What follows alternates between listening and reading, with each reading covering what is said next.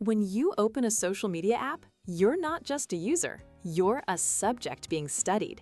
The author of your feed isn't a person, but an invisible algorithm, and its goal isn't to inform you, but to keep you scrolling. It's an engine that runs on a simple rule: engagement over truth. An outrageous video, true or not, spreads faster because it triggers an emotional response. The algorithm learns your fears and desires. Afraid of snakes? It will show you snake videos.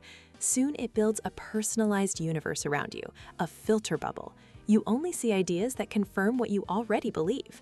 When everyone in your digital circle seems to agree, it feels like the universal truth. This is the echo chamber effect, and it quietly destroys your ability to see the other side of an argument. The platforms themselves are not neutral tools.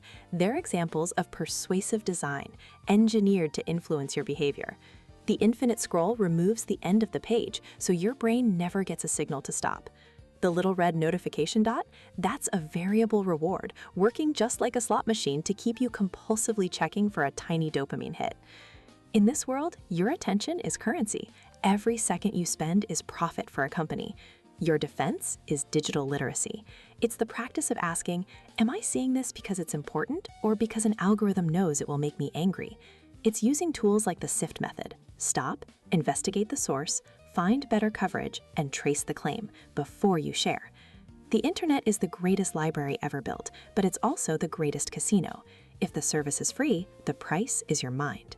Pay attention to who's trying to buy it.